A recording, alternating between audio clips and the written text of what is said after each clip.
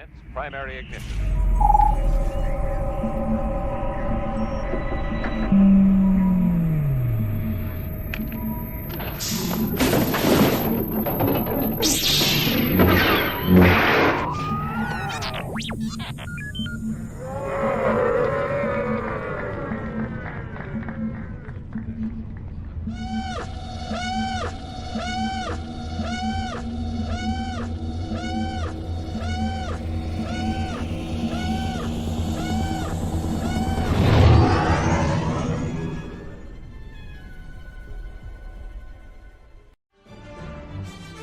Hey, this is Obi Tahi. I play Dr. Pershing, and you are watching the Virtual Cantina Network.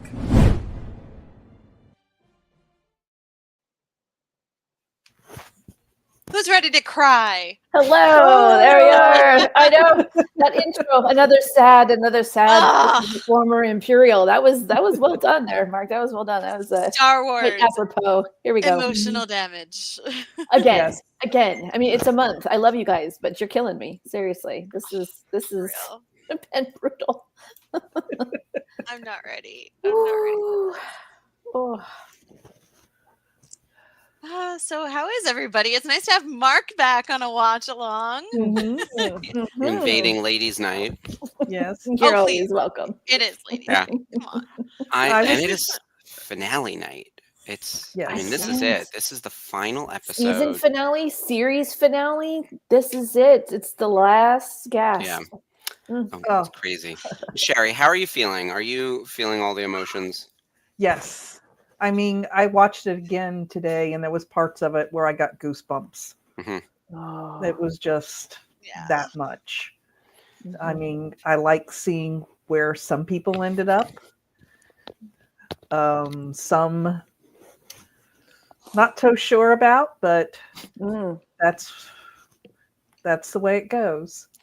And can you put Spencer's little thing up there? Let's see. Hold on. Because I'm going to say, I've said this before. Andor season 3 is Rogue One.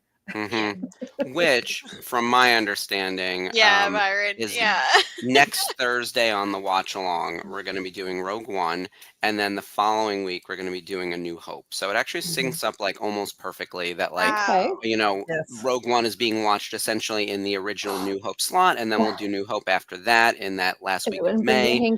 Yeah, and then we're going to get into some very special programming the first couple weeks of June, and then we have a whole summer situation that I am ideating behind the scenes with everyone. That's going to be really fun and different to help dry the tears. Yeah. We should all be very afraid when Mark starts getting ideas. It's never good. It's going to be cute. That's important to note. Yeah. Marty Matulis is watching Rogue One with us. Amazing. So we know him as Vane, friend of the network. He's lots of fun. Yeah. He's a great person to have on air. And he's got a Lego minifig, you guys. Like, how cool is it to be a character in Star Wars and have a Lego minifig after you? I mean, ask # life goals. Life goals right there. I would also like a Lego minifig. Yes. So the agenda tonight for everyone who's tuning in, we're going to watch the episode probably about 20 minutes after the start time, so 8:20 or so, because the episode goes for about 45 minutes, I think. So it'll take us a little past 9 o'clock. We can't keep Sarah up too late. We got a bedtime. Yeah. Husband's gone. I'm freewheeling tonight, so don't cut it short on my account, y'all. What's in the cup, Sarah? Yeah. What's in the cup? Just water. I've got my iced coffee over here. See, I can't do caffeine that late. I did have a chocolate cherry shake with dinner because I needed something to keep me up, and I can't do caffeine this late. So we'll see how it goes. I could regret it later. Yeah. I was on a Zoom call till 2:00 in the morning last night with some friends, and this morning it was like, I need toothpicks for my eyes. Yeah, I have work today, but I leave for Vegas Sunday, so I need to use tomorrow to get my hair cut, do my errands, make sure I get my laundry. I have to go to the bank and get cash. I have literally $0 in my wallet, which everything's plastic anyway. But I don't like not having any cash, and I need to just get stuff situated. But yeah. Tonight, I was like, we're going to watch this episode. We're going to enjoy some quality time with the other members of the VCN. And then after that, I'm going to relax on the couch. I got to watch Drag Race. And I think that's it, actually. I think I'm caught up on all my other shows. Elsbeth ended. Matlock ended. I know. Oh, I haven't done watched Matlock yet. the Elsbeth finale yet, and we haven't done Matlock. So yeah, you guys are gonna love Matlock. It's been so. Jason good. has been dragging his feet because he's just certain it's not going to end well, and I'm like, they Girl, do that. Come on, I dude. promise you. Like, have you watched any of it so far? Yeah, up to where they stopped it for basketball. And I was like, man, if I didn't hate sports enough now I'm absolutely furious. I'm like, you're making me wait. I'm like Grandpa since I'm just furious. I had to wait. First out basketball every year because it took away Big Bang Theory and Young Sheldon. Yep. That I'm there. I feel him, Sherry. I know exactly. And I was the basketball fanatic who used to run the pool and all right there. On program shirt with Denise. So first of all, spoilers, Spencer. There may be some people tuning in who's going to be watching with us. Watching for the first time. If you are, I'm sorry. We apologize. Also, we warned you guys last night. We're not the best second screeners, man. You know. Also, who's watching it for the first time with the four of us? You have to be out of your minds. Really busy. I mean, maybe people just had a really busy week or something. I don't know. Yeah. There should be multiple viewings with us to discuss and cry and absorb. And I started watching some of the wraparound content, which there's some excellent recaps out there from like Screen Crush and New Rock Stars. And I read a lot of things on Twitter and Instagram, not Twitter, Threads. And there were some interesting things the way characters ended that I had not thought of. And the big overarching theme was the sort of 180 shift of where the rebellion starts and where the Imperials start and how it switches by the end. So in the very beginning of Andor, and I'm sure you guys picked up on this, because once I read it, I was like, oh, that feels really obvious. But I felt like so smart after having read the sentence to be like, ooh. Because I remember being very unsettled with the ending and being like, well, why, what?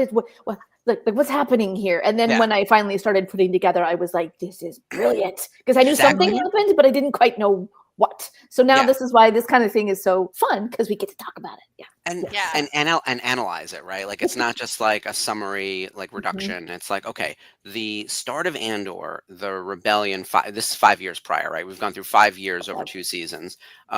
The rebellion was disorganized and not really sure of what their goals were. Uncommon, like their goals weren't common across their different types of people, and they were all like on the defensive, right? And they didn't know each other either. And we also see this in Rebels to a degree, not as deep as it does here, but you see that coordination coming, and they go from being disorganized to organized, and then the Imperials, who start off in lockstep, all fall apart by the end. They have all the advantages. They have all the authority. Everyone is terrified of them. They have the upper hand in everything. From Anton Krieger to all of it. It is on the march. Everything is great. Everything is fabulous, and then they are literally doing eating their tail Mobius kind of thing by the end of it, And that's what it is. The other interesting piece to it is that for the most part, the Imperials are taken out by their own, not by members of the rebellion. So it's the kind of thing where Denise Go is imprisoned by Krennic, right? Spoiler alerts, just FYI tonight, obviously.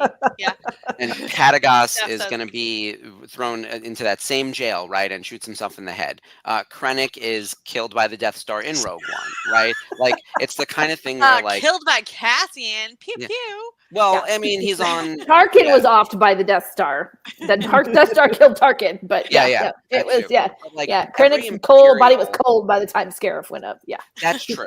Let's every single Imperial was in a place of authority and power, and then because of the way the Empire functions, they were all crushed under their own boot, and they were saying, oh, wow, it really is the leopards ate my face. And it finally ate Denise's, which was kind of crazy. Like, she done got her face. That was so satisfying. I could not, you and I said, I'm like, the Death Star isn't good enough for her. It has to be something else. And I'm like, I feel like they really hit the nail on the head. They did it. I love no it. pun intended. Oh my God, that moment. Could you imagine how violated would you feel if some man standing behind you pushed his index finger into the base of your head? By the way, she didn't know it was unscripted. I would have died right there. Yeah. They said it was unscripted. The surprise on her face. She's like, oh my God, that makes total sense now. Yeah. Look, I'm not an actor, But if someone did that to me, I'd be like, what the fuck? I would fully break character. I'd be like, what the fuck is happening?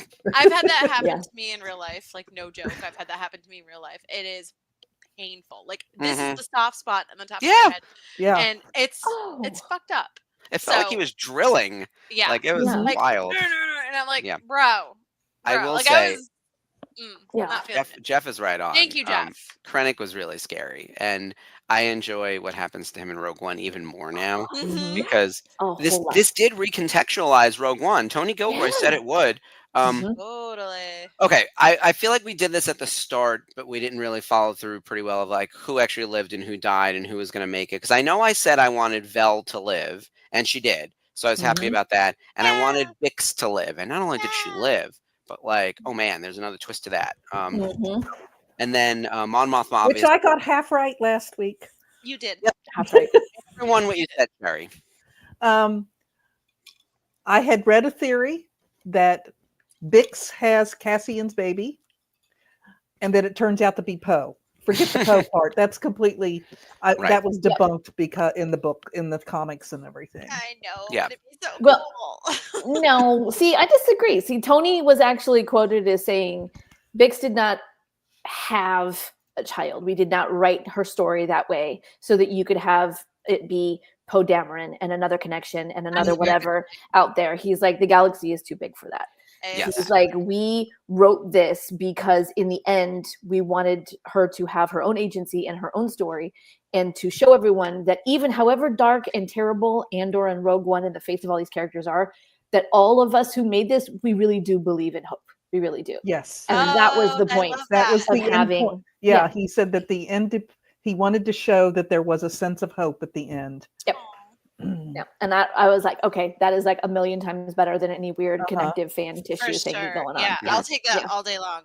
And the mirror shot between like the rays of light and the sun, and then the actual video. I saw an actual video of it where it was playing, and it. Oh my god, I was sobbing. I was sobbing. Then the Death Star blowing up on Scarif and Rogue One. Like when it goes white and it said directed by at the same time on. I mean, it was. It was chilling. It was chilling. Yeah. It really was. But I will say, I said the thing that hit me, I know we're kind of jumping ahead here. Sorry. I think we've blown the spoiler train. But as we're talking about, the thing that hit me at the end with Bix is that not from the very first moment we saw her have I ever seen her that at peace. Like in the first episode, she was living a good life. She was a boss lady. She was strong, but she was also kind of a little frazzled, right? Because she had that secret that she was running, and she was annoyed at Cassian, and she was annoyed at her boyfriend, and like she just had that. She really was annoyed at Luthen because she had to go and sneak around and make all these arrangements. Exactly, that's what she's a little frazzled. All these little secret beep bop boops, But she looked so at peace there, like just that kind of contentment and calm. And I was so happy to see that for her character. She deserved it. She's been regardless in the series. Yes, regardless of anything else, she made her own choice. Yeah. She made her own call. Even the actors are like, which character in Star Wars would you never tell a secret to? Would you never tell a secret to? And everyone was like, Tim. Tony Gilroy was the first one who goes, Tim, Tim, and they were all like, oh yeah, him. Like they remembered all of a sudden. Oh, I remember like watching that for the first time with Alan. Like Alan had never seen it before. He goes, "Oh man, fuck that guy."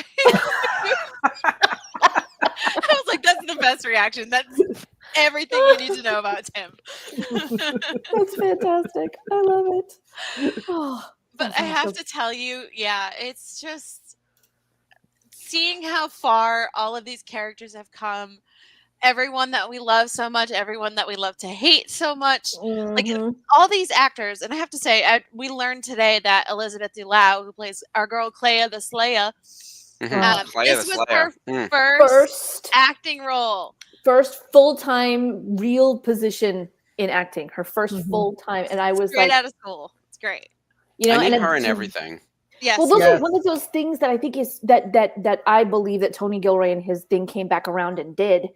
It gets it back to where the heart of how this whole idea started in the first place. Hire unknowns, Yes. Every single one of these people was an unknown when we started, and now they're infamous, Don't circle back around. There was no Vader. There was no Leia. There was no Tarkin. There was no, we don't need the people we've already seen. Get us the new people, and they could deliver as much you as the we love performance. Cassian. of their lives. Plenty of other stories out there. So many. And to have it go so well. Yeah. I'm a serious fangirl now. Completely. Someone put together a review and they said basically that this was a well-crafted story that was set within Star Wars, and they started with like character first, and as opposed to what could I maneuver within a Star Wars. And actually the side-by-side comparison was the Book of Boba Fett, which feels like something of a Frankenstein show, where they're like, we have this beloved character and a bunch of locations that people know and a bunch of creatures and Easter eggs, and then we have to shoehorn in Mando. Story. The story, right? Like how do we put this together and make it And whereas this was like, boy, do we have a great story, and it fits into the galaxy far, far away, and it connects to something else. But like, it's fully its own thing. Like if you removed Bail Organa and Mon Mothma from the rest of this, which I wouldn't recommend doing that, and you just focused on like Clea and Luthen and whoever else, and the other inner workings of the rebellion, all those stories like Vel and Cinta and everyone could all just be happening in the same universe, and maybe they'll cross paths with people, but like they are full standalone stories on their own. I mean, Lonnie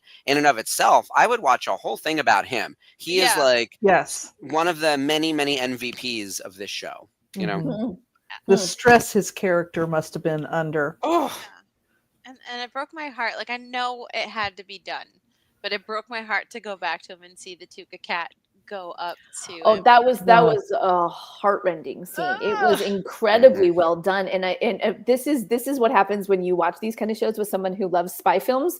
Because Jay was like, "Oh yeah," and I'm like, "No, why?" And he's like, "Dude, as soon as Luthen said the word Yavin, I knew he was a dead man." And I'm like, I thought that meant he lived because nobody ever found out about Yavin. I thought that meant he was fine. I'm like, come on. And he's like, no, babe, no. You don't tell him where he's going until he's on his way there. Yeah, that was a big tell. I love though in that, I think we talked about this on Daughters of the Galaxy on Wednesday. It was Jedha, Kyber, Urso. Like you have to repeat the stuff, and like she's on it. Clea's repeating what Luthen is telling her. Galen Urso, Jedha, Kyber crystals, it all connects. Death Star, like she's saying it, and as I'm hearing it, I'm like, oh my god, everyone's gonna die. Like it's just like so brutal. Like stop saying it out loud. Stop saying it out loud. Oh my god. And then the finale episode is called Jedha, Kyber, Urso, which I love that it ends on Urso because we pick up with her story in Rogue One. Also, they made sure to stress so that it was Galen Urso, which was kind of a little jarring for me because at the time no one knows about Jyn and whether or not she's alive. Other than like deep undercover rebellion agent. Well, and no one in this show is at all connected to Jyn Urso except for Saw Gerrera. And Galen Urso, who is off screen doing stuff like that. We never cross paths with him, right? Like Urso, Galen Urso, and Galen I'm like, Urso. Why do you need to differentiate? There is one Urso well-known Urso at this point in Star Wars. And remember, and actually, I haven't watched Rogue One in a little while. I was going to actually wait till next week, but I may have to watch it on my plane ride or something. But I was going to watch it tonight after this. Yeah, the reason they chase down Jyn is because it's like, hey, are you connected to Galen Urso? Is that your dad? How do we get to him? Yeah, how do we get to him? She's the way in to get to Galen. How do we get to Saw? Yeah, because they're after the pilot. They're after the pilot. That's why Tivik on Kafrene is making such a stink, because Saw has the pilot. And we saw that and I loved that somebody had immediately watched Rogue One after they watched the end of Andor and was talking about that scene where Jyn is explaining to Diego Luna, to Cassian Andor, what was on the hologram and what her dad had been doing all this time, and that he was there and it was always him, and he would, he didn't betray me, and it's great, it's wonderful. And he's like, okay, where is it? Show me. And she doesn't have it. And he just kind of goes, like, he just kind of drops in his disappointment. And Jyn was like, and I remember being so offended by that. She's like, wait, you don't believe me? And he's like, I'm not the only one you have to convince. And I'm like, he literally just went through this 24 hours ago. They don't believe Luthen, who died and brought the information here, and now it's happening again. And he's like, we're so screwed. They're not going to believe her any more than they believe me, Yeah, especially since they're getting it through Saw. Who they have who they don't trust just like they didn't trust Luthen, so they don't trust Clea. And I'm like, you people, all you did was bring paranoia to the rebellion and cynicism. Who needs Saw that? Gerrera is a proven liar because Mon Mothma, we saw it, right, in episode 11. Mon Mothma's like, Saw, we know you're on Jeddah, because they're talking about the partisans like attacking the Imperial troops Transports. there, which is what we transports, see in Rogue One, right? We're seeing Mhm. all of that play out. And he's like, you don't know where I am. I'm not there. And it's like, bitch, we know you're there. Like, Mon Mothma just said so. Stop lying. And that's where it's like, okay, we can't believe anything he's saying. And Well, and then he's like, you've been sending all of your people at me, tapping at my window. And then Draven's like, yeah, we've been trying to infiltrate his group for a year. That's how we know he's on Jeddah. And I'm like, Yeah. So he's not paranoid. He's just on to you guys. Okay, great. Way to go, Draven. Thank you. Well, the inner workings of the rebellion, still clunky. Yeah. They're gelling, but it's not gelled yet. We're in the gelling process. Whereas the Imperials are falling apart. It's almost like a yin-yang, whereas like every inch it really is like a zero-sum game. Every inch that the Imperials lose, the rebellion is creeping in. And Partagas, listening to the manifesto, oh my God. Like, and when he's talking about the authoritarianism is so brittle. And I'm like, I feel like that's what we see, is that it just starts to crack. It just starts to crack. We're watching the cracks. I actually wish I were on to talk about like the hospital heist, because I felt like that episode was the best of the whole series. And everything about Clea, just like, I mean, she was already in my like top tier. She's an S tier character for me now. I need her in all the things, which I realize is what I should not get. There shouldn't be a Clea spinoff or her in, you know, The Mandalorian or some shit like that. Like, please don't Dave Filoni this. I love Filoni, but like, let's let the lady live and like not be bothered. Yeah, just let her enjoy her life. But like, I'm like desperate for more content with her, because I'm just captivated by her so much. I love her. I do too. She is my new number one. In the comics or something. Yeah. Her and Vel on missions. That would be as long as they do it right. I have an issue with comic books and continuity. So if they start spewing off and doing all kinds of weird, bizarro things like they used to in the expanded universe, I'm going to get annoyed. So it has to be, like proper Hidalgo storyboard team comic books. Don't mess with me on this. Everything now is in canon, at least. So I would love to see that. Also, I realize I'm the one guy on the panel tonight, but I felt like the women really delivered in a way that like the writing delivered for them to be able to deliver. Because all the actresses brought it, and I think everyone's rooting for these female characters. But like, did the writing serve them well? I felt like it did, but that's me as a guy. So I want to get your opinion on, and go through the list. There's Bix, there's Vel, there's Mon Mothma. Obviously, there's Clea. There's Dedra. Yeah. Well, I like the fact that it was the women who survived. Yeah, I agree. I thought that was great. Not so much storytelling, but showing the impact that women can have. Yeah, sure. Yeah. And nobody got fridged. Yes. That's all I care about. If you're a comic fan, you know. It's exactly. Yeah, that's exactly how I felt about it too, is that everybody ended up in a place of their own choosing. They suffered tragedy and they suffered hardship along the way, but they still all ended up where they wanted to be. And it wasn't necessarily where they thought they were going to go. Does that make sense? Like, yes, because Clea wasn't what they were projecting. Clea didn't think she would belong on Yavin. Yeah. And Vel was never going to leave Luthen, or she was going to be with Cinta, and then she wasn't. And, you know, Dedra thought she was going to be in charge and in power and find access and be successful. And, I don't know. Bex probably thought she was going to spend her whole life living on Ferrix with Tim, you know? Yeah. So Bix ended up getting a happier ending, considering all things, than we realized. A peaceful life, the actual peaceful life that Galen and Jin or Lyra or so were trying to have, right? Yeah, she's happy for now. She doesn't until she finds out what happened to Cass. I know. Yeah. I'm dreading it. Well, you know, and Jay said that he said if she wants to continue to live in a quiet, peaceful place and raise a sweet little farm boy, that's fantastic. And if she wants to strap the baby on her back and go work for the rebellion and the New Republic because of what happened to Cassian, I'm good with that too. You know, yeah. I would say that they've paid their dues. Let those people just enjoy their lives. If they can find some peace out there, that would be amazing. Oh, yeah, that's a great question, Chantel. Deidre, did you run it? Because apparently she imprisoned a lot of people. I watched the after Andor was it Unclassified or whatever it is, and they were talking about how like she used the Imperial powers that she had to like throw a lot of people in prison, and now she's in prison. That's what got her noticed. She was like, "Oh, you've been turning up some good numbers. Good job," you know, because they needed more people to build the Death Star, and they could use prison to do it.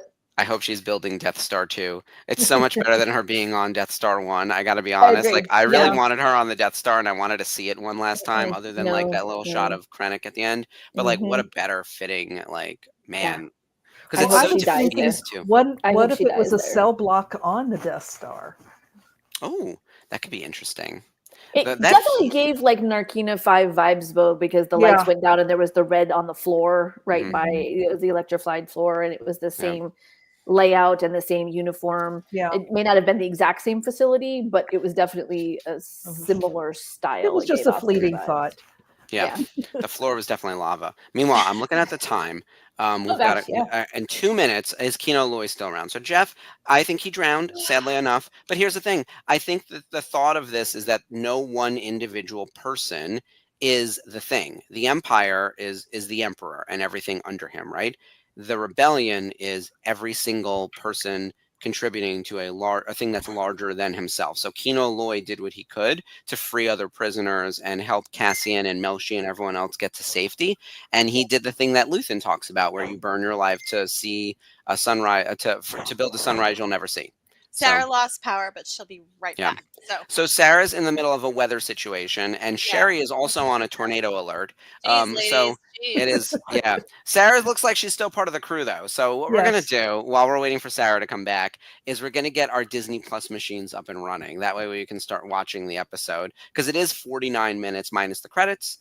So we've got about 45 minutes to watch. So, but there is part of the credits we need to pay attention to. Yes. Yes. Yeah, absolutely. We'll continue to watch. Also, Sherry, as everyone knows in the chat, Sherry is our librarian archivist. She is the Jocasta Nu of the crew. So she will find the details and be the Wikipedia as we go. So if you have questions, put them in the chat. And she'll be on it. Put me on the spot. Okay. Yes. All right. Everyone, get your Disney Plus machines ready. Pull up Andor Season 2, Episode 12, the finale. Jeddah, Kyber, Urso. It's so crazy. It's really happening. I know. I'm actually like really not ready to see it again. Like, you might want to double check, because when I ran it today, Hulu ad came up first. What son of a no. Yep. One just came up now too. Anything to like market it.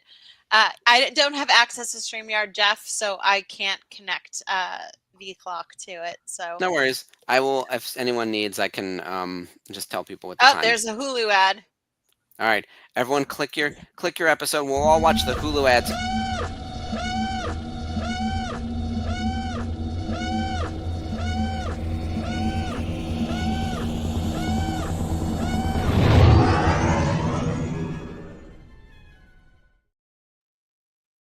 Are you watching the Hulu ad? I'm at the Disney Plus thing. Okay, now it's at Disney Plus for me. So okay. It's Dedra and Krennic right now. Yeah, and don't skip the recap. Watch the recap. Yeah, watch the recap. Important. The recap, and then the opening credit. It goes on. And I was like, how many things can I skip? Because it's like the Andor logo has to come up.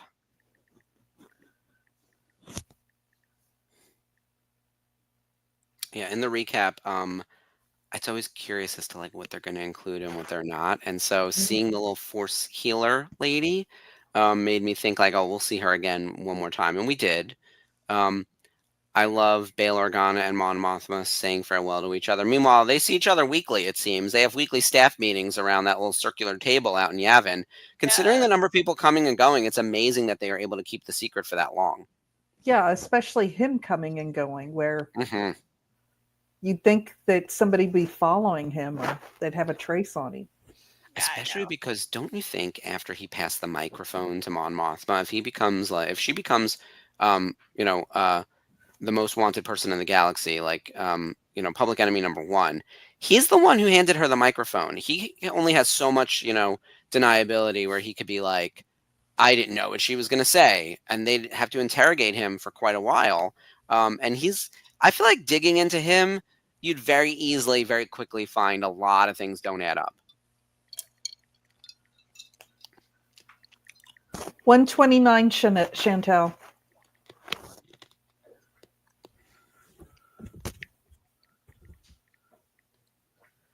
Where Draven is yelling right now.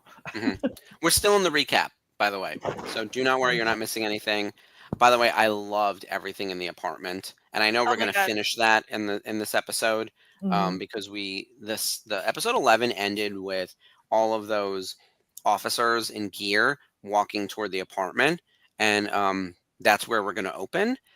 Which I was surprised. I thought they were going to resolve that before the final episode, but like it was tense, and I felt like very it tense. was really well done too. The stunt work, all of it was incredible. It's also like saying goodbye to that part in their lives. Like he used to live there, and it's like it used to be the safe house for the rebellion and for Luthen and for Clea and everybody that they needed to take care of. It was their safe place. I have a problem where they show the droids at the beginning. They did not once put K2SO's head in there. Wow, what the crap? Well, that's weird. Well, B is there. That's pretty cool. Yeah. So he's our Really resident droid representative for Andor, I guess. But knowing how much K means to a lot of people, I just like. Yeah, for sure, Jeff. I wish really the Hot Toys figure. The Hot Toys figure is based on his Rogue One look. It says Rogue One on his figure, so he's got the yellow and blue vest and the jacket and stuff. But that leather jacket look that he has at the end of this episode, where he's like cool and walking through the jungle of Yavin, I would have been happy with that too. Yes, Jeff, I did steal your comment from last night. Yep. I have not watched last week's episode yet. I got to do that this weekend. Again, it's part of my flight plan. Chantel is asking an interesting question. We'll say police officers without helmets, they are not stormtroopers. So interestingly, stormtroopers are supposed to be elite fighters in the military. Like they are supposed to be among the best of the best, which seems hilarious because they are like willfully inept. But I actually think some of it is the suit. But I also think that like helmet or no, they're still terrible. Yeah, so I think about it as like stormtroopers are truly infantry in the military. Those dudes who are going into that public building are like an offshoot of like the ISB or the police. Like you have to think like the difference between police and military. And Alex from Star Wars Explained actually had a name for them because they appeared in some like legend stuff and then they pulled them into canon. So they are a different type of troopers. Oh yeah, Jeff is saying ISB troopers. But yeah, it's something like that where they're not almost like a SWAT team. Yeah, exactly. And yes, I agree that Jeff, like this is the kind of thing where it almost works for like kit bashers, where it's like, oh, I'm going to take a little bit of this and a little bit of that. And now we've got, I think, 7 or 8 different iterations of this on screen as a specific character. The 501st Encyclopedia must be blowing up on this kind of stuff, right? Where it's like we're taking pieces of an Imperial uniform, because that's like an Imperial officer hat on the one guy, but we're using Stormtrooper armor for this, but they're wearing the pants and the belt from a uniform. The Mudtrooper goggles. Yeah. Oh, don't have to deal with the buckets. I know. Yes, exactly. You get to show your face, so all the good-looking people can wear this instead of the Stormtrooper. If you're hot, you don't have to be. And I'm thinking, he shot that radio like 2 minutes too late. Yeah. Yep. Because that's how they found him. So we see Clea, like we said last night, Sarah and Sherry and I. Not last night. Me and Sarah. We see Clea's polished look and composure just starting to crumble here. And they have to remind her in this episode that she needs to see what she's worked so hard to build. Like, you need to come with us. You need to get out of here because you will die. And Luthen wouldn't want that for you. You have to see what you guys helped build. Well, she, I think, subscribes to the same thing that Luthen did, where he was burning his life to make the sunrise that he would never see. She was probably thinking the same thing, and she was always going to stay on Coruscant because that's where the action is. This is like the heart of the problem, right? It's Coruscant. Why would you want to be way out? And then this all happens, and she's just trying to get the message out. She wasn't looking for rescue. She was going to figure out, like, how do we have to rejigger now that, like, I'm going to be here and you're going to be there? And he's like, oh, no, we're extracting you. Meanwhile, this is a good plan to leave the door open. Also, like, sending Melshi out first, like, that's, as though it's accidental in this part, it's smart because if they see Cassian or they see Clea, they're shooting on sight. That's true. Well, no, and that just worked out. Here told them, I want her alive. Oh, you're right. See, Sherry, this is why you're the Jocasta Nu. You're right. She's not getting zapped. That's why they have to use the stun grenade. Yes. Yeah. We need a Jocasta new cosplay for Sherry. Somebody make that happen. I'm not even kidding. Just you can wear your hair in a bun. And you can just wear that really sweet ass kimono with all the cool designs on it. I think it's so. I used to want to do Mon Mothma, the older one, because from when I went through chemo, and I have a wig that looks like that. Oh, that's crazy. You would be a great Mon Mothma. Yeah, that'd be really fun. There's some really good. Kick it out! Kick it out! Like the 501st That's what I kept cosplayers. thinking. Why didn't you kick that out? Too fast. That just happened too fast. Meanwhile, K2 was taking names in the last scene. He kicked that guy into the wall, and I was like, his spine must have shattered, and he must have died on impact. Like that's crazy. Oh, poor Cass. Oh, and Clea's knocked unconscious. Which I thought, I was like, if they kill her, I'm gonna burn down this. Oh, I know. So raging. That's what I was afraid of at first. Here's the thing. I thought so many people were gonna die, and I was like, I really want Clea to make it, but I was not. Here he comes. Sure. Oh, and he has I a see weapon. Sarah. Yes. Sarah's back. Sorry, technical difficulties. No worries. We're right about 7:55. Thank you. Yeah. You're right at the part where K2 destroys everybody. Yes. Yeah. Oh my God, I'm missing my K2. This is my favorite part. Yes. He grabs Hurt. Yep. And he uses him as a meat shield. Oh, yes. I loved it. Oh, my God, it's so good. By the neck, dude. By the neck. It was like, oh God, I'm missing K2. I'm so sad. I just love it. It's like he was such a slimy character, and to see him come to an end that way. I said to my husband, I said, why is it that I am now almost to a level of hate for Hirt as I was to Dedra? It took me like 2 seasons to hate her this much. And I'm like, he was just that fast. And I'm like, that was a very satisfying death. I'm good. I'm really happy about that. It was so brutal. This show is like not messing around. And to think it's in like the same universe as Rebels. It's the kind of thing I was like, this is all happening at the same time, just at very different levels. All right. So what timestamp? I love that. Let's see. Timestamp. Hold on. 9:04. Is that right? Almost there. Yeah. And meanwhile, Chantel's comment is great because they've done that. See, this is again, they've done this to themselves. Wait, missed it.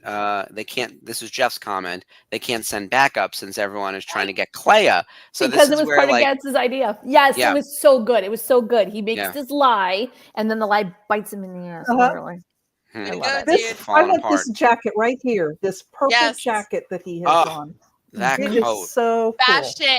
Fashion in this show. But it's a fashion. That is one of my favorite ones. I'm like, I need a woman's cut for that. Nice big shoulders and Oh, Clea. Okay, we're at 9. What now? I don't have a timestamp on my screen. Oh, 9:52. 9:54. Perfect. Okay, thank you. I assume any doubts about my value is great. Yeah. And he still doesn't answer. I'm like, Andor, you need to respond now. I know. I love him. Troy, if Clea died, I'm a licensee. I would have sent a strongly worded email and been like, rip up the contract. I never wanted anybody to survive as much as I did her. Like, not even Bix. I mean, I'm so glad she did, but I never had the same level of anxiety of she must live. You know, from her in that scene where she's turning the key at the party, ever since then, like, I always loved her because in season 1, like, but that scene cemented it for me. I was like, oh, Hall of Fame. Hall of Fame character right there. Yeah. Oh, here we go. This is I thought it was last episode. You're right. It's this episode. He's a lot more robotic this episode. He's got his Rido Huff. He's got his Rido Huff up there now. It's been a rough year for our boy Saw. We know you're on Jeddah, Saw. We know you're picking off Imperial transports. So, like, they know where he is, and he's lying. What do you know? What you hear? You're making it all up. Poking at your window. We know who you are, bitch. Yeah, and there's an Imperial destroyer there. Wake up, Saw boy. There's spies and infiltrators. And they're very good on the continuity between this and Rogue One. Even Rebels, The poncho that Bale has on is the same one that Jimmy Smits wore in Rogue One. Yeah. They showed a clip of that. Yeah, the weird one where at first I'm looking at Jimmy and I'm like, "What happened?" I'm looking at Bale. I'm like, "What happened to his arms? I don't see any arms. What doesn't he have arms?" And I'm like, "Oh wait, it's the cape thing. That's right. They're hiding. They're hiding under the table." Okay. Also, how cool is it to have Alistair back as Draven? Like, I know. It's so fantastic. cool. I'm loving everyone. And by the way, everyone in the comments, one, we love you. And we also especially love that the love for Clea is on like full tilt over here. So for Chantel, she's saying that the confrontation with Luthen is what really did it for her. And that's where she set him straight. And then Troy loved her long before episode 10. And Are then, you done? dang. Yeah. Are you done? We got work to do. Yeah. Exactly. Quit your whining. Do stuff. And as Jeff mentioned, she is hardcore. She might be the most hard. She might be the hardcore champion. I'm telling you, Clea. They're gonna. I feel like angry little girl. She was one angry little girl. I mean, all the way back. Like there was no shyness. There was no mincing words. There was no insecurity. That she just like buried that trauma and was also, yeah. Radis is back. Woo. So big shout out to my boy Steven Stanton. Radis Love him is so back. much. Yes. And Radis, for anyone who doesn't know, is obviously integral in Rogue One, especially in the big fight scene at the end. And Leia's flagship ship in Last Jedi is named the Radis, because obviously Admiral Radis doesn't make it. No. But he is part of the big battle over Scarif. Didn't he? Wasn't he the one who crashed the Star Destroyer into the shield generator? Yes. He was, something he summons Corvette. I suspect he'll be shot down as an enemy probe. Shut up! He summons a Corvette of some type and smashes it. Ram. Which is like, I'm like, well, that's why they had that ram and head. That's what they were designed for. They were blockade runners. That's exactly what they're supposed to do. You love it.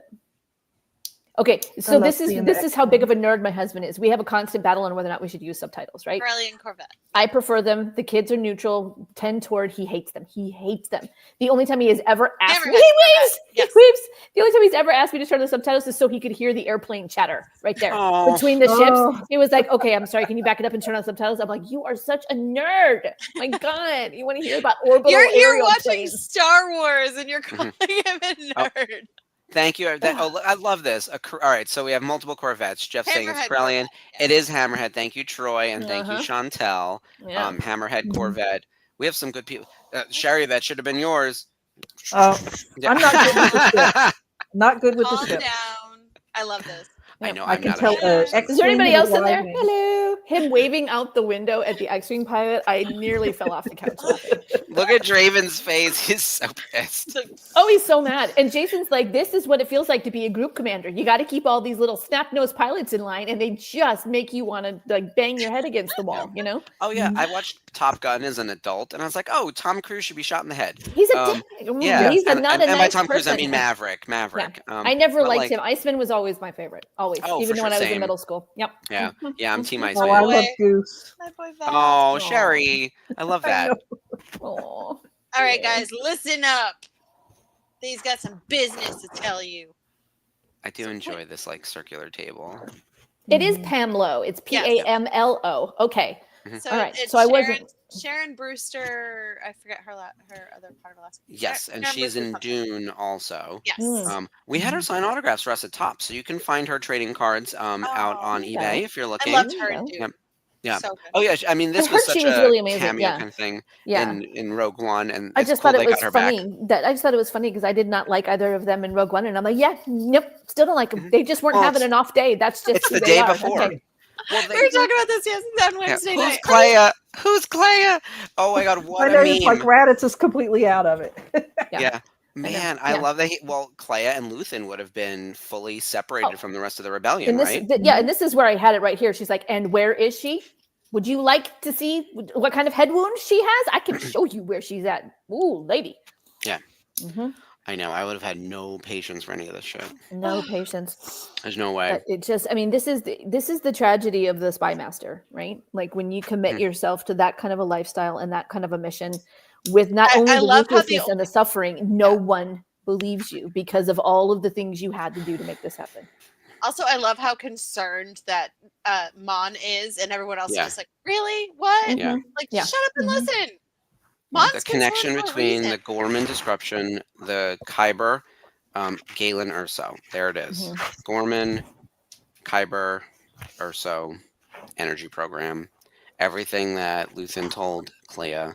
I will say, though, it sounds a little paranoid. It sounds like someone at the map with the wall with the string trying to connect everything. Sounds like Saw Gerrera. Yeah, exactly. And that's exactly what they accuse him of, which I thought was really interesting. And I'm like, okay, so basically anybody not in your circle gets accused of this. Interesting.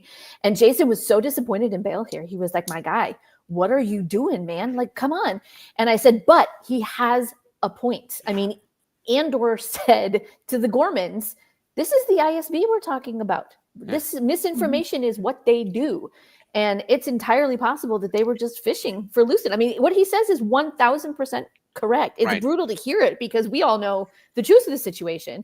But as the leader of the rebellion, he is absolutely saying the right thing. Like, we are not going to hang our butts out on the line like this when we got nothing to back it up. Well, I always thought as Mon as being the head of the rebellion. But the way this is scripted here, it's more like Bale. She answers to Bale. I think it was originally his plan, wasn't it? And he brought Mon in as part of the Senate. I think it was originally his idea. And he brought in, started working people in. I think she got connected with Luthen because he was using her as a source of money. If we go way back, though, it was Padme leading the charge with so Bale. Padme pulls Bale, Bale pulls Mon. And from there, like there's the inner circle, right? I was going to say after Padme, of the people left alive, Bale is the one who started it. Exactly. Like Padme would have loved this. Oh yeah. In one of the Clone Wars episodes, those other two senators were there too. So when this they were right here planning. is like proof that Luthen was on their side. Like I spoke to him a year ago, and they're like, "Oh, a year ago." It's been a whole year. When I rescued too long. Yeah. Oh, that was good. I did appreciate that he was like, duly noted. I mean, that was as snarky as Cassian was going to get and be like, by the way, your plan sucked and Luthen figured it out. And if he hadn't, she'd be dead. So shut up. Yeah. And you'd all be screwed. So and he was like, I like this though. His paranoia, secrecy, and ability to collaborate, which sounds like Saw Gerrera. I was going to say, that's basically the same thing they just said to Saw. And I'm like, okay, so anybody who doesn't toe the line and do what you tell them to is excluded. And I thought it was so interesting because Saw is a little cuckoo and did not have reliable information a lot of the time. Luthen almost always did. And the fact that they just started broadly painting him with the same brush was so And I think Luthen was kind of losing it there at the end too. I mean, when he went on that rant in the shop to Clea saying, we've got all these different things and I don't even know where we're going. It was too much for him to handle anymore, right? But he didn't want to give it over to Yavin. You know? Yeah, he wasn't ready for that because he didn't. To me, that was his big thing. He's like, "What is the end game? I need the end game." You know, that's what he was saying to Lonnie. You know, to Lonnie Young, is he's like, "What is the end game?" And Lonnie's like, "I don't know," and he just couldn't quit until. And in that way, I think him and Dedra were so much alike. You know, she had to find access, and he had to have the end game. What is the Emperor's end game? I know it's out there. I just don't know what it is yet. And the strip mining Gorman as like a full planet to get whatever that stuff was. Calcite. Right. So that alone is an ingredient, right? But then when you factor in Jeddah, and then when you factor in all these other pieces that start coming together, it makes sense, but it also does sound a little bit like a conspiracy theory, right? Like if you're on the outside of it, but like there's proof that they destroyed Gorman and that it was not just to get the spiders, it was the Calcite and whatever else. So, and I had no idea that that's what was going on with Dedra, that she was sneaking all that information about the project, the biggest project, the pet project of the Emperor. She's sneaking and storing and accessing that information, and then it got leaked. I'm like, she's lucky they didn't line her up against a wall and use a firing squad. They'll court-martial you for that shit. You come from a military background, you know.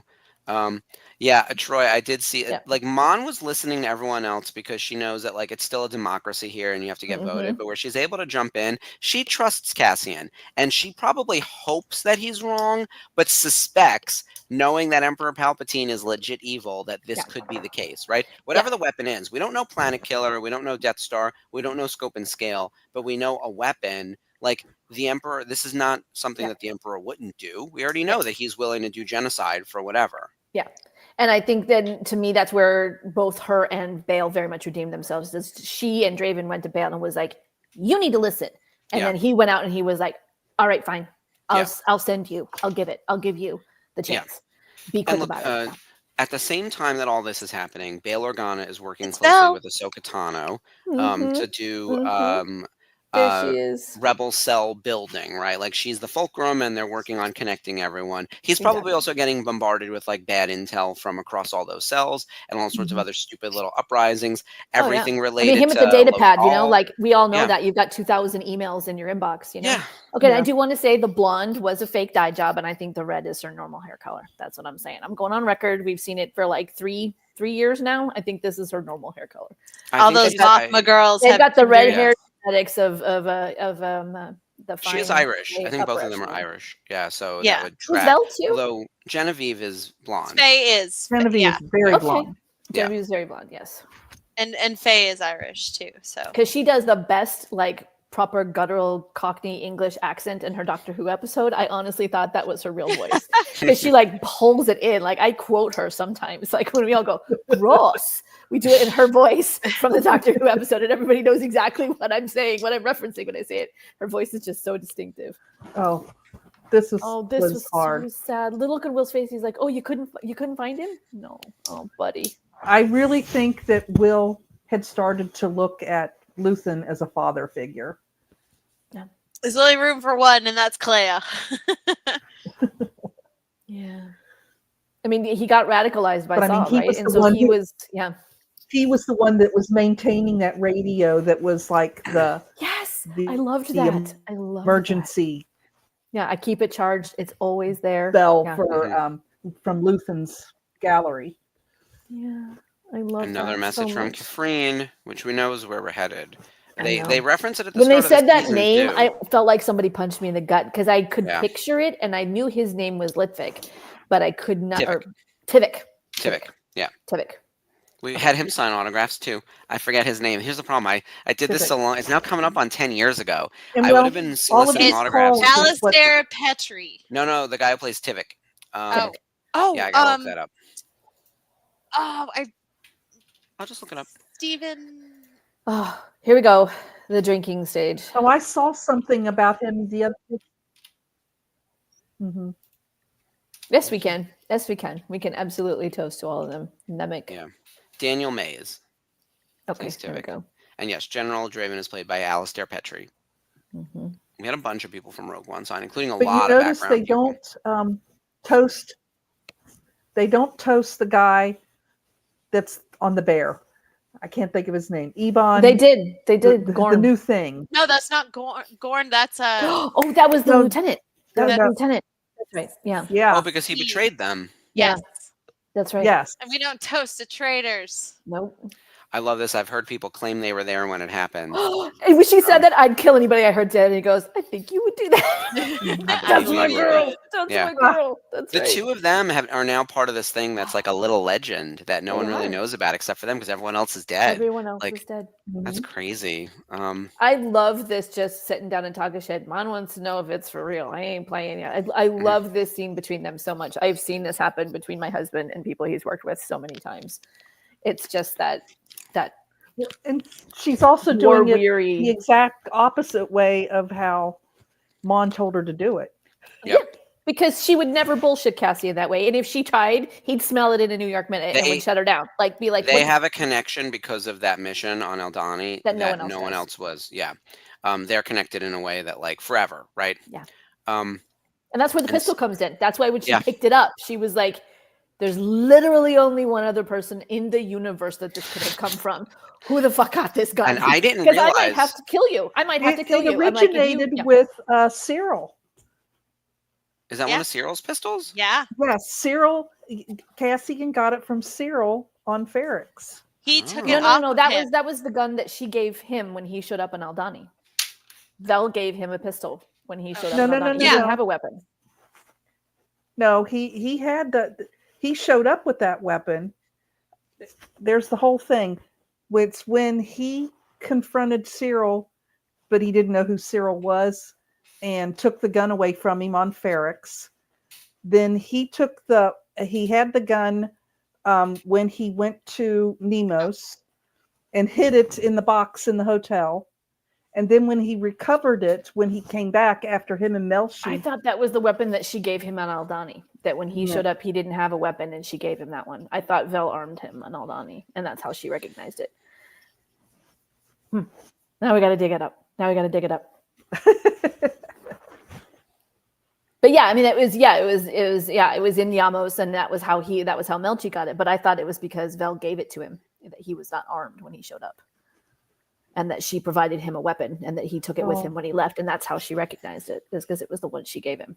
Here he's listening to Nemec. Oh, this broke my heart. I was like, sad old man. It's all coming crumbling down, and he's listening to it. And the fact that the last thing he said was, "Who do you think he is?" Mm-hmm. And I'm like, well, he did, son. Thanks. Well, honestly, I'm glad they're listening, because it means that they're onto them. Like, it just keeps spreading. It just keeps spreading. It doesn't matter what you do. It just keeps spreading. And I really think he's almost thinking that he's on the wrong side. He's certainly realizing the futility of everything he's done, that he dedicated his life to this, and it got exactly nowhere. I think, Sherry, you're correct that there's regret, but I think the regret is that what Sarah said, not that he thinks he should have been on the other side, but that everything that he did, this should have been stopped, and he's going to get blamed for it. So and it's the same thing with Deirdre, right? She was trying to solve this thing, and she actually did so much air quotes good for the Empire, but now they're done with her. You're a tool and you're used up, and he's going to go in front of like possibly the Emperor, maybe Darth Vader, maybe Krennic, maybe Tarkin. Someone's going to put him in a prison just like Deirdre, and he knows that. It's so weird. Like, we see him sitting here when we first see him. Yes. And now we see him here for the last time before he Okay, all right. So Jeff says, according to Google, well, now if that's an AI, I'm not taking that. I want it from Wikipedia. I'm not accepting AI and the synopsis from anybody or anything. Sorry, I don't buy it. Oh, I don't remember, other than, here's the thing that matters, is that Vel recognized the blaster and knew that it came from Cassian, and was like, Melshi, how do you know Cassian? And he could say, Cassian helped break me out of prison. Like, I'd be like, holy shit, this man saves everyone. He is a savior. And it's right here, just a little hand movement. Hand movement. That was wild. That was wild. He knew it was coming. It was the kind of thing where it's like, oh, he just needs a minute to collect his thoughts, onto the floor. Collect them into a puddle. Yes. Yeah. Now here's her back to Clea. Yeah, and she's just wandering. She's broken. That's what I would do. I would not sit in. I hate hospitals. The minute she got up, I was like, yep, get those things out of there. Go wander around. It's going to be better for you than being stuck in there. I want to go back. Well, I almost feel like she's contemplating, what have I done? Why did I come here? Yeah, is this where I truly want to be? What is the point of being here? I hate this scene, though. I hate this scene. Because when I was thinking of it, I was like, oh, isn't that sad? Isn't that? And actually, I was a little angry. I was like, what are you pressuring him for? She's the one who left. Exactly. She should be the one who contacts him. And now I know why. And it makes me want to cry. So that was the part that made Alan really mad. And I'll tell you why. Because, like, he knew, like, okay, obviously he knew that he would do anything for her, and he wanted them to have a safe life. And once again, it's going back. Safe with me. Yeah. Exactly. And it's going back to him and his mother just wanting to get out of there and get away from the Empire and just live their best life. Marva didn't want that either. Marva didn't want that either. She wouldn't go. But at the same time, he's like, I'm really kind of mad that, like, Vel wants him to call her when he's not the one that left. Yeah. Like, if anything, she should be reaching out to him. But this is just because they have that buddy soldier relationship. This is as far as she's willing to let herself go to say, there might be a reason why you want to talk to her. Like, it's not just talk without spilling the beans. That is not her business to say. That is up to Bix to tell him. Yeah. And if Bix knows flat out that he will drop everything and run to her once he knows. But if he reaches out to Bix, then it's in her position whether or not she's going to tell him. Do you know what I mean? But either way, it's in her position whether or not she wants to tell him. But this is Vel's way of saying, I know something that would really matter to him, and I'm not going to spill the secret, but I'm also not going to just keep my yap shut either. I mean, can you imagine how it's that line you walk, right? Like, you don't get into the other person's business and you don't blow the secret, but you can't not say something either. Because she lost Cinta. She waited for a whole year, never reaching out to Cinta, because Cinta's the one who left. Like, she literally lived that in her relationship, and then she lost her. So I feel like she's like almost trying to say, don't make the same mistake I did, without even knowing where Cassian was going to end up. To me, it's just this beautiful, tragic symmetry, and it makes me want to cry. Yeah, I love this. I love these two bonding. Know your way out before you go in, and I don't even know where I am. Oh. I know, it's very sad. We see her completely unraveled here, and Belle's holding her together. Weirdly enough, this is the safest place she's ever been, and she's barely I hanging love that. on. I have friends everywhere. She said the thing, and it like Clea's face. She just blinks. She's like, really? Oh. She's like a true lost little girl here, and it just breaks my heart. She's finally exposing all of that trauma that she buried all those years ago with Luthen, because he's gone, and what they set out to do is done. And now she doesn't have anything to hide behind anymore. She's just exposed. I don't think she ever expected to live this long. I don't think she ever actually expected to outlive Luthen. And now she's like, well, now what the hell do I do? You know? And at some point, it's like they were waiting for so long to be ready to fight the fight. They've been working behind the scenes, and it's all going to become public very quickly, right? Yeah. Battle of Scarif is in a day. Battle of Yavin is a day after that. Like it is less than a week, and we have a completely different galaxy. It's New Year's Eve, basically, over here. Yeah, you're right. It is. Yeah. You're so great. But I agree with you, Sarah, about how Vel was basically signaling to Cassian, it would be great if you contacted Bix, and I'm just letting you know that I think you should. Not giving anything away, but yeah, I think that was very smart. Don't do what I did. Don't sit on it so long. Doing the friends work, which I totally appreciate. However, Bix knows he would drop everything and get his butt back to the fields and just to be with them. And well, the Force had other plans for him. The Force guides you. You have to choose. You do have to choose it, though. Like the Force can only do so much. Here we go. The two of them walking in. I mean, there she's got her Senate walk on again, right? Like she's getting no serious walk on, and she's like, "All right, listen up, buddy. Business walk." Yeah, it's just too many coincidences. We need to prove this once and for all. See, to me, this was the other big thing with Bix and his mother and everything. It all led back to his sister. He just wanted to go live somewhere quiet and be safe because he was never able to do that for his sister. That's what he wanted with his mom. That's what he wanted with Bix. That's what, And I'm like, he saved so many people, and he probably still regrets that he can't. Just waking up humans is so confusing. I don't know how the hell to wake you people up. Did I slap you? What do I do? And then this line, that man you don't like is outside. I'm like, okay, you now have to use that Apparently forever. You cannot tell K2SO anything either. It's right up there with B2. You cannot lie. You cannot keep a secret. Yep. Absolute candor, I believe, is the phrase from Star Trek Picard, and I adore it. I thought this interaction with Bale and Cassian was some of the best in the whole series. Like, you forget that it's not Jimmy Smits. It doesn't bother you that it's Benjamin Bratt. I think that, like, they both deliver it so simple. Yeah. And by the end of this series, like, I'm not even, as you said, I'm not even worried that it's not Jimmy Smits. It completely flipped me, and I love it. Yeah. It was so well handled. The way he snorts. I did the exact same thing. The exact time Cassian was like, you sound like Luthen. It was so funny. He's like, oh, you think that's funny?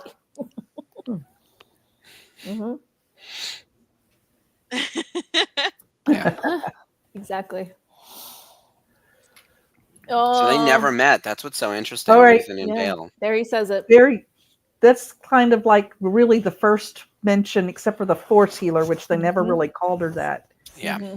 The most Star Warsy line in the show. Yeah. And Bale always said it. He said it a lot. So he believed in the Jedi because he was on the front lines of the Clone Wars with so many of them and worked so closely with the plants, you guys. Yeah, I know. I think he thinks he's coming home. And you know what? This goes back to season 1 when you saw Marva watering her plants. Right, I forgot about that. Sherry, why? Here they are, the whole the ground crew. Yeah, the whole ground crew, every single one of them. All those faces. We love you guys. And they all lived happily ever after. It was great. They all won at the Battle of Yavin. In some multiverse version out there somewhere, they all survived. Have you ever noticed that there's been, like, every episode, there are shots like this of Cass walking towards the camera. Walking to his destiny, the path to his destiny. It just over and over and over again. Oh, my husband makes fun of it. He's like, "Who's walking in tonight's episode?" Because he's like, "That's all they do." Because it's either, but they walk with intention. These people walk with direction and intention. They're walking the path, Jason. They're walking the path. fashion, fashion. Jason. You gotta There's show off the so much fits, man. fashion. You gotta style the And- fits. Seriously. And how the fucking music cool is here. that jacket? This. Oh, What the oh, Fuck hell? this guy. Fuck I this was guy. not expecting this. He's hooking up with the Skulden's gangster's wife. Well, I'm Skulden's wondering They if might be Skulden, divorced. We don't know. after Mothma left, maybe they figured out that Skulden was the one who was bankrolling her. Oh, that's right.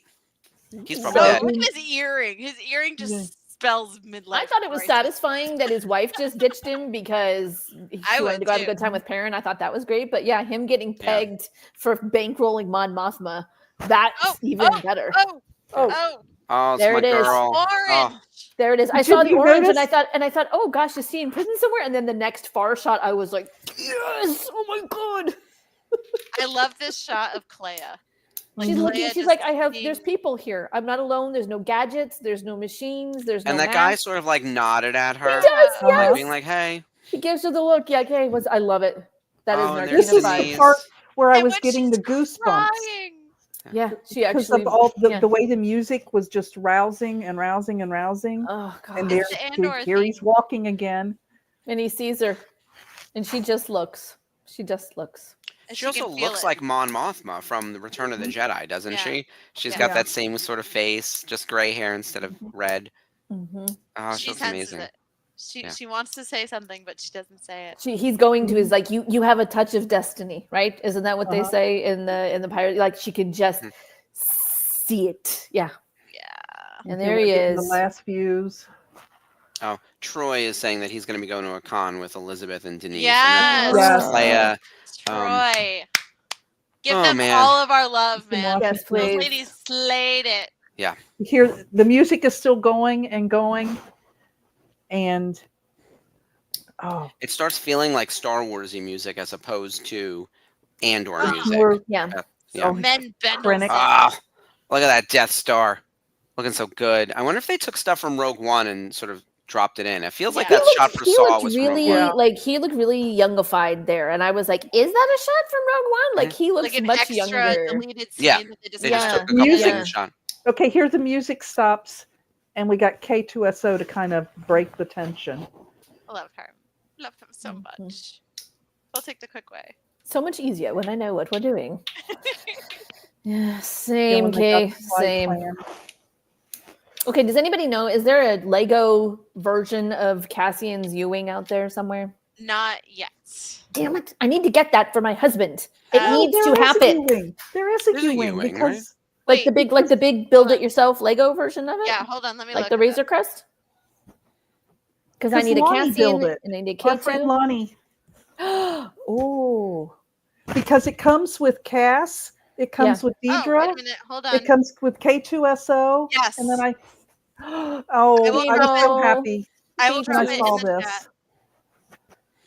Yes. Oh my God. he's got a friend. My sweet baby bee. As soon as I saw her, I was like, Bee, the "Is sweet she baby. I could holding you a can tell she's baby?" holding something. Like, oh my god! I'm like, no. I love it so much. Oh my god! Oh. I And love the way that baby and the way kicking that the she's wheat. holding the baby mirrors the way that Jin and Cass are hugging. Oh my god! This Mhm. entire thing.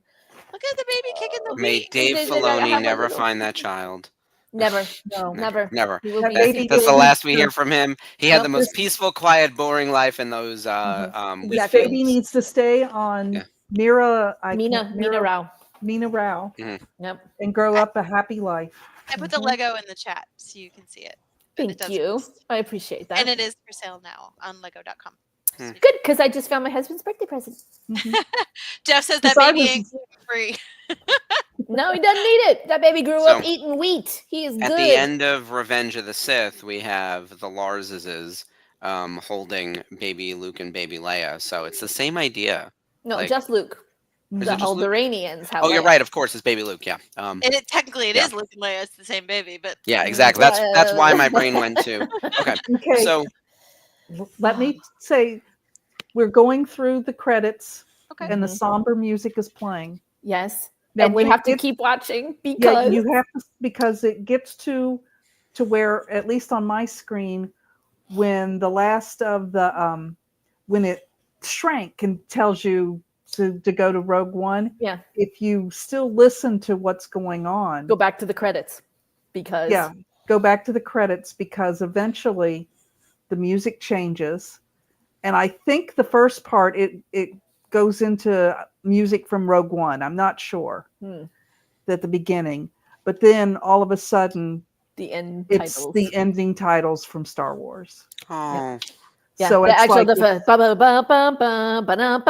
like literally the last notes from A New Hope. And Jason says, I don't know if it's true or not, but he says that every film that John Williams scored, that is in there. He said, like in episode 3, it goes to Duel of Fates, or episode 1, it goes to Duel of Fates. Like that chunk is in there when it comes to and I was like, are you sure? This is what he says. But I know for sure because I used to listen to that on a cassette tape when I was a young kid. And I mean, I knew every single note of that little fanfare. It's all right there. And even if you go further into the credits, after the music stops and they start doing the foreign voice credits, the Spanish translation was dubbed by Diego and Adria. And Adria, I thought that was amazing. And they said it was really hard because you have to try to match the Spanish words to what your face is saying. It's not just like a direct translation. You have to try to match it. And I was like, ooh. But that was hard. And we know it works very poorly in anime. That's like a running gag of like the way the lips don't sync the lip up. slapping. Okay. And you think in animation you'd be able to move it.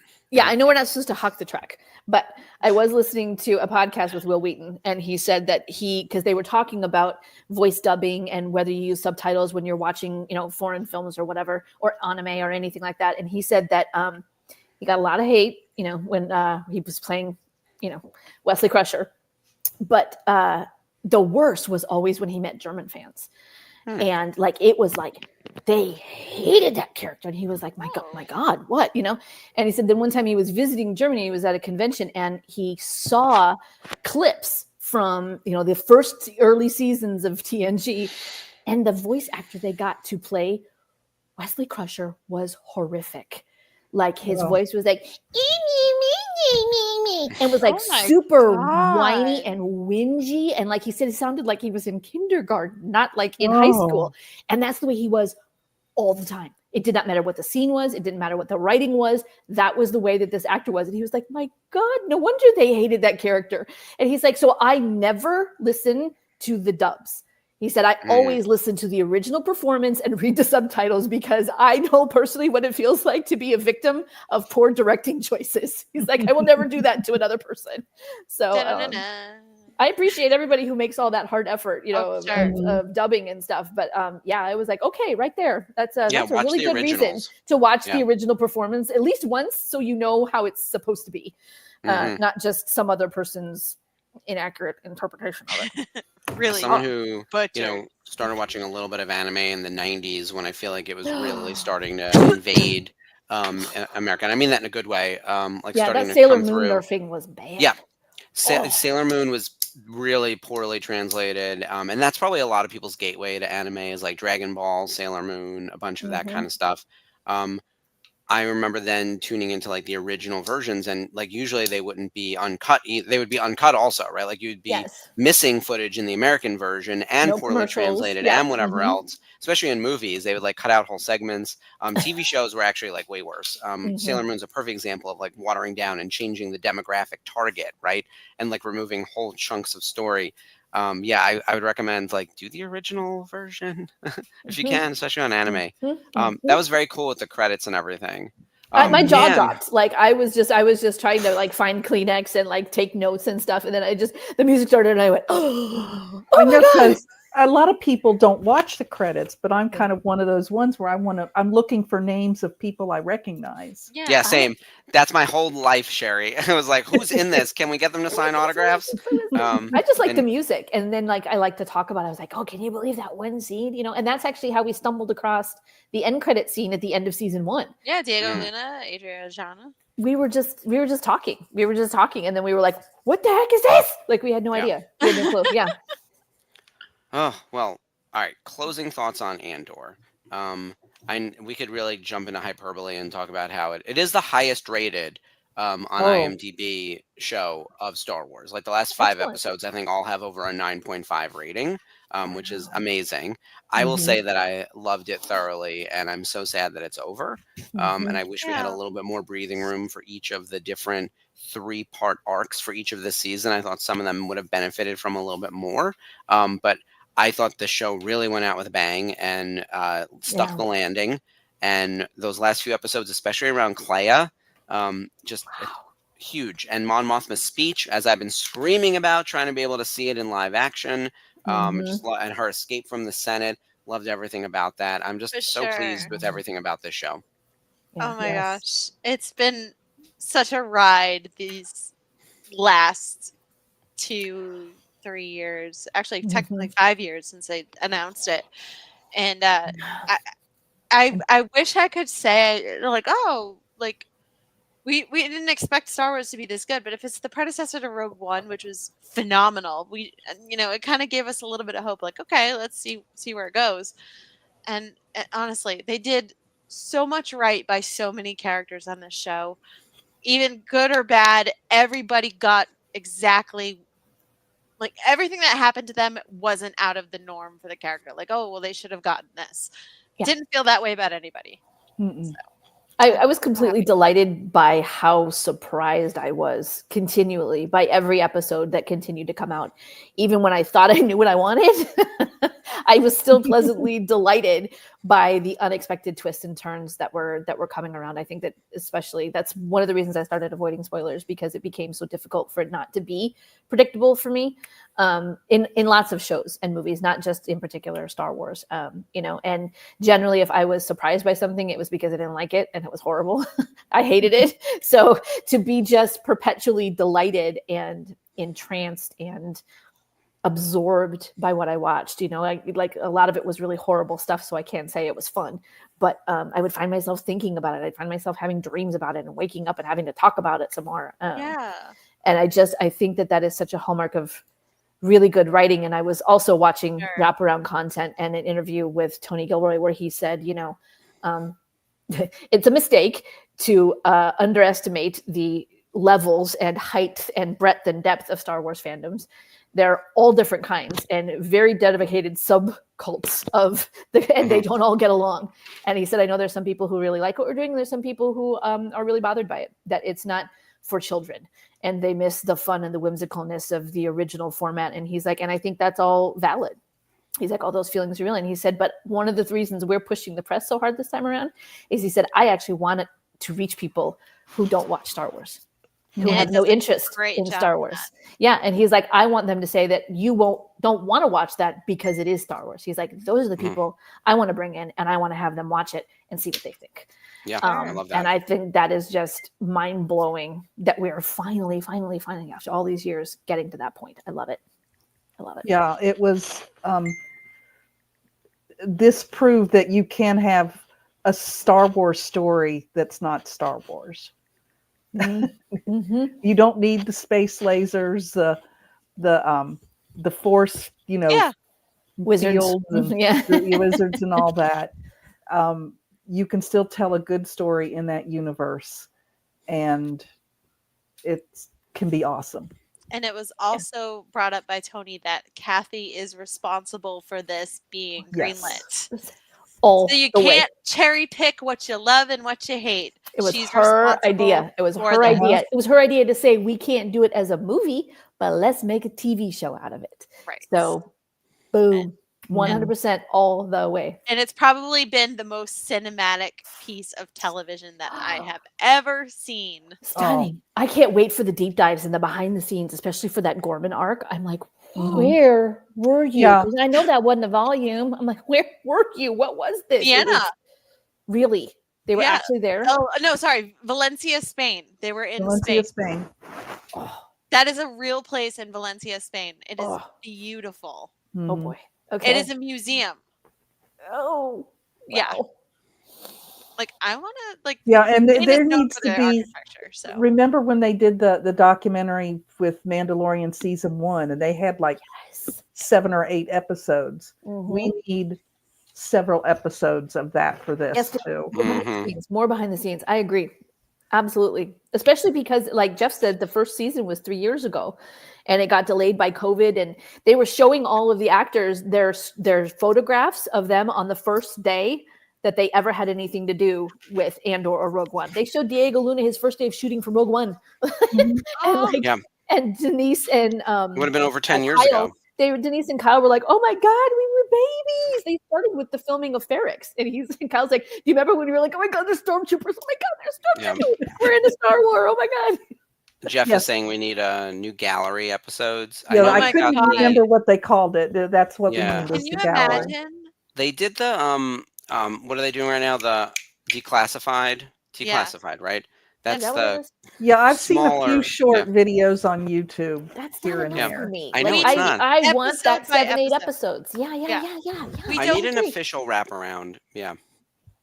Okay, so the Mandalorian, they did it like, in batches of episodes, I believe, at first, and then they just started doing it for the entire season in like an hour, and I'm like, that's enough. stuff I wanted for to see. Mando, they had like, this episode was about the directors, this episode was about the music, this episode was about the characters. Give me that. I love it. Yes, right, Jeff. I love that. I really do. I love it a lot. I agree. I want to tell you that I'm really excited because one of the movie theaters near me is showing Rogue One on Sunday. Yeah. So I am going to get to go see it on the big screen. Yay! And I am very excited for you, Sherry. this. Awesome. Oh, that's so fun. Oh. So if anybody I'm so excited for is you, Sherry. anywhere near Cincinnati, it's at the Marymount Theater if you want to come at 2:00 on Sunday. Oh, there you go. Woo! That is a lovely way to spend a Sunday. I will be flying over you around that time. I'll be waving out the plane. Yeah, you can stand outside of it. I'll parachute down. You should be like K2. Yeah. Hi, Mark. Actually, I think my flight's a lot early. Now that I'm thinking about it, God, I have to wake up so early. I fly out to Vegas, as everyone knows, which means I will not be on Clone Wars this week, unfortunately. But Ashlee and Skip will hold it down. It's Memorial Day. No, that's next week. Sorry. No, it'll be me and Skip. My days are just blurring into one. Well, so let's talk Clone Wars real quick because we may have to announce it on this Monday show, but we're going to have a special guest the first week of June. Yes. Actually, this is a perfect group to do it with because we have an amazing lady of Star Wars that's going to be coming on the show really soon. One of our guests from Boon to Eve Special Edition Texas, Anna Graves, the Duchess herself. Our girl Satine. I know, Duchess Satine. Ladies, I am so excited. You know how much I love my Anna Graves. So I can't wait. We're going to have her on Clone Wars that first Monday in June because the next couple weeks coming up. So this week coming up is another episode, a rewatch that we're doing in season 2. I'm going to be gone because I'll be in Vegas, and then it's Memorial Day, and so we're just going to rerun an episode because none of us want to be probably the first one live. Yeah, I don't think we've reshown the first episode of Clone Wars yet, other than on May the 4th. I think we ran it. So, and then we'll be back for Anna Graves joining us. And actually, as we're getting ready for Boonta, you're going to see other special guests pop up on stuff. I think we just saw that Christopher Sean is doing a Sky Talkers episode with Sky Talkers. Skywalkers. The Skywalkers. I keep doing that. I always call them the Sky Talkers because they talk. I thought that was affectionate. I thought that was a term of endearment. Yeah. So they'll be on. He'll be on with them. Which is very exciting. And there's a few people who are going to be doing Texas that are going to be on our shows coming up. And with that in mind, if anyone's asking, get yourself a T-shirt. Been there, done that. Got the T-shirt. I know if it didn't happen if there isn't a T-shirt. So I mean, if anyone's asking like, what is Texas? What are you talking about? Let me put up the graphic. I got on my Rebel. Yeah, you got your matching emblem behind you. That's very nice. Chicago, I love it. Her Forces of Destiny pillow. I have that pillow too. It's great. I got this for $2 at Goodwill. Damn, that's a steal. That was going for like $17 at Target. Wow. Yeah. I'm trying to find the main I have 6,000 graphics in here, but I did want to. Here's the graphic for Anna because she's going to be at Boon to Eve Special Edition Texas. I know, so exciting. Also, I didn't know she was the voice of Leia in Star Wars version of Disney Infinity. That was cool. Mm-hmm. So she's one of the ladies of Leia. She is, and she actually does the lunches with them and everything. Julie was talking about that. So fun. So I'm scrolling through some of the people. Diana's our headliner, of course. David Ankrum, Von Davis. We also Vaughn. have John Morton and JJ Dak. Dashnaw. So like several Boba Fett's will be there. Marty Cummings, who we love. Or, I'm sorry, Marty Matulis. Marty Cummings is a different person, comedian. Marty And Marty, Matulis, who will be doing the Rogue One watch along with the guys next Thursday. I know, so exciting. Omid Abtahi, Omid. Pam Riddle, Taylor Gray, our boy Yes, from Rebels, our friend. The original Jabba the Hutt. Thank you very much. Exactly. And Warren Pruitt Jr. So here is the graphic for Scum for Rebel Scum Con, which is happening. In-person get together. Yes, for the VCN. It's going to be. This is a big one because we'll also be hosting a Boonta Eve, of course, at that event.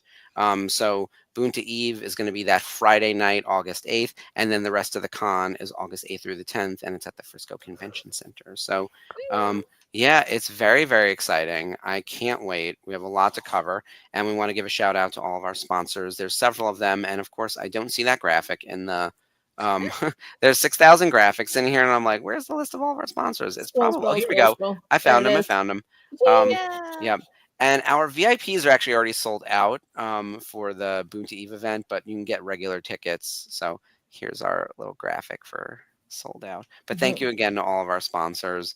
We wouldn't be able to put on these events without the support from everyone in the fandom, but we are so excited to do it for you guys.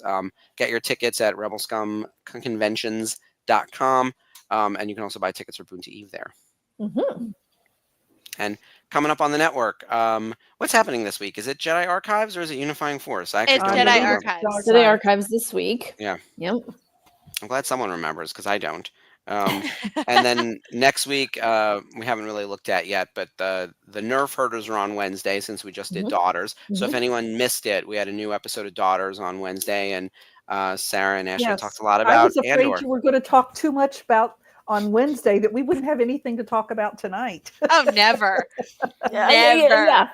No, actually, I found myself. I'm like, stop talking about that. That's for Friday. Stop. Go back over here. Do this one. But honestly, even if we poured over each episode with a fine-tooth comb, we'd find something to talk about. Oh, yes. So Always. thoughtful of it. That's the best Think part about how this. many times we've watched A New Hope, and there's always something new.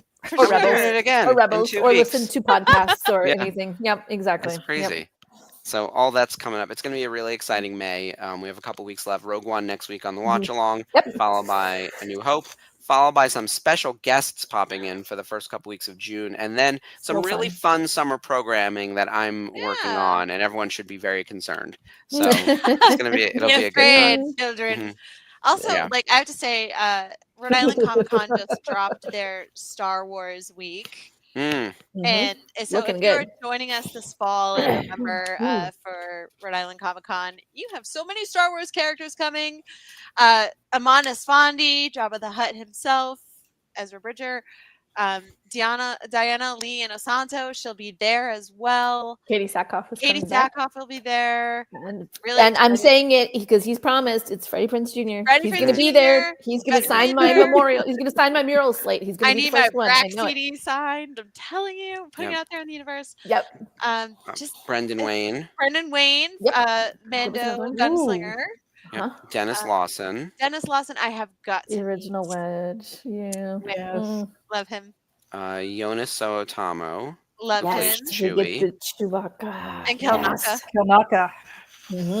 So we have our acolyte representation. Oh, and Rosario Dawson. Rosario's, that's right. She just announced. That's right. Yeah, I fully forgot. I think that one just happened.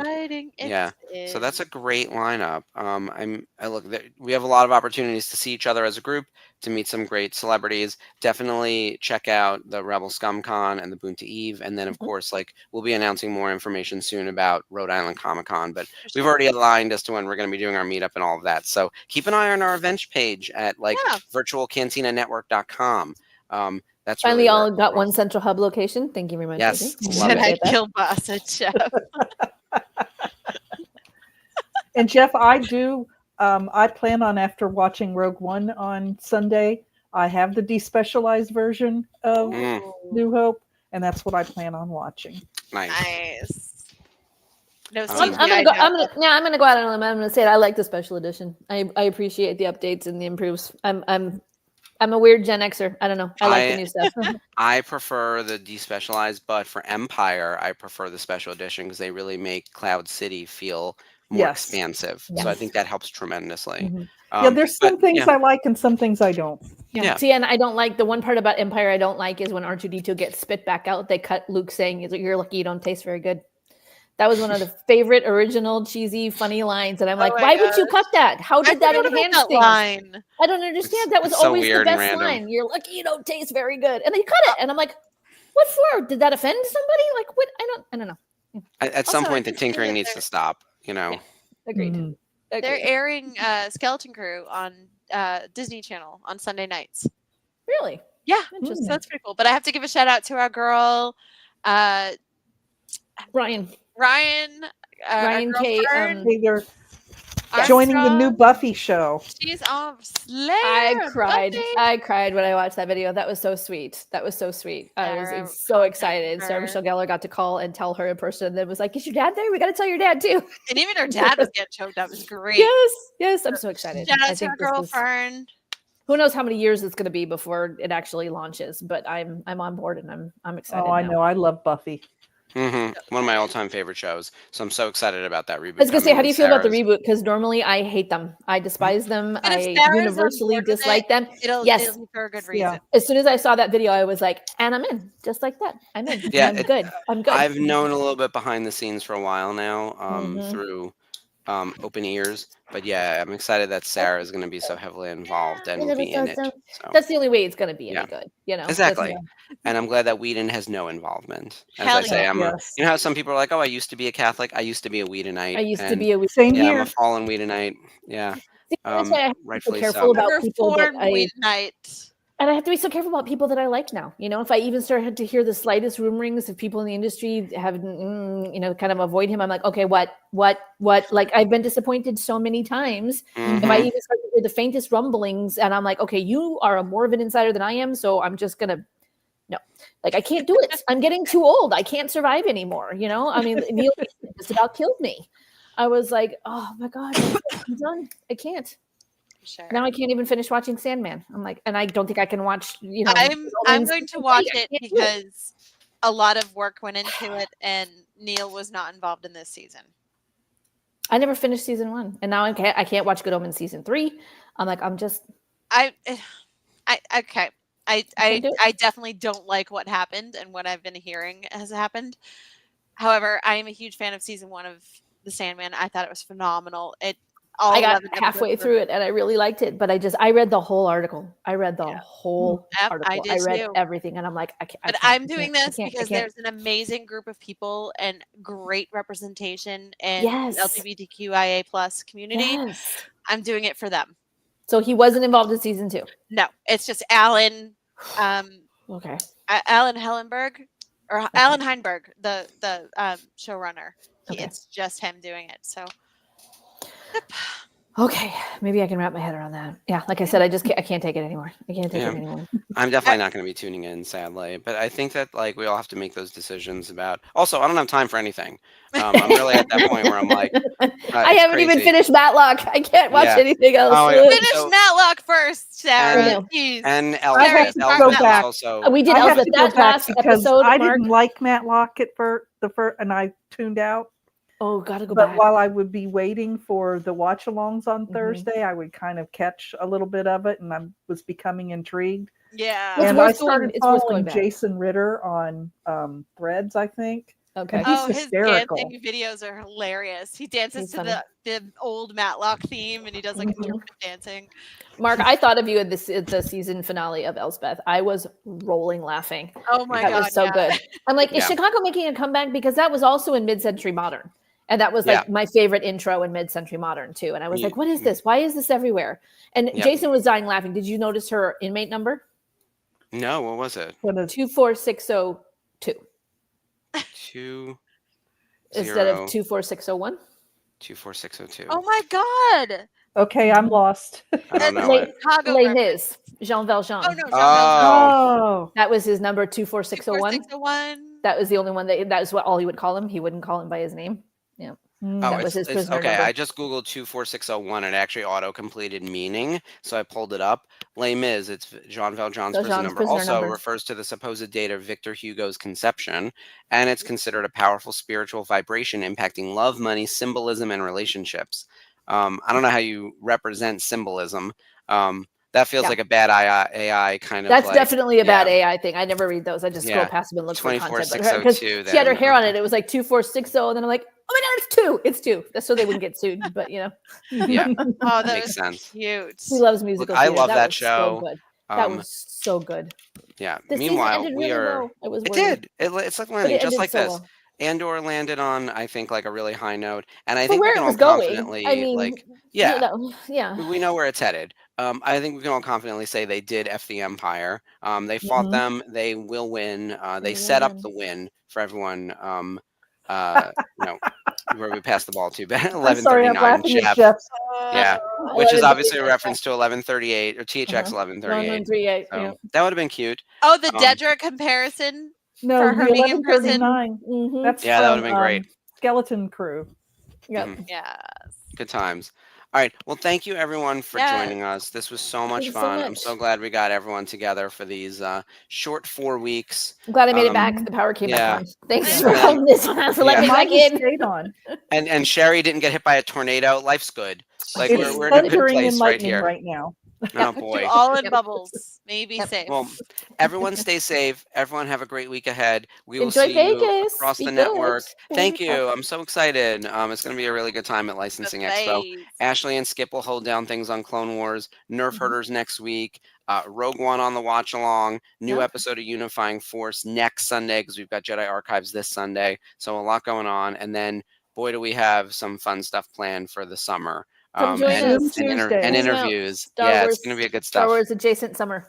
Yeah, it's going to be great. I'm sure we will be doing more discussion of Andor. Oh, absolutely. Yes. Definitely join Tuesday during the Zoom. Sherry runs that Zoom. That's her show. No, I actually. don't. No, I don't. That's Jeff's Zoom. Jeff does run the Zoom. That's true. She has to fill in while he's driving home, though. They kind of she does cover for him. Yeah. Well, thank you again, everyone. All right. I feel like our sign off should be Fight the Empire, right? Hell yeah. I don't know. I was thinking Sigrona Tima. That's a good one. Or Stone and Sky. Or May the Force be with you. I mean, Bale actually says it for the first time. That's how he ends it. Yep. That's really rough. We're past the Republic. We can't have the Republic living. Mm-mm. How about we have? I have friends everywhere. Yeah. Jinx. Yomi Coke. Yep. I'll get you some Coke. All right. We have friends everywhere. We have friends everywhere. We have VCN family everywhere. We do. Good night, guys. Good night, everybody. Week ahead. Thank Bye. You. Bye. Take care.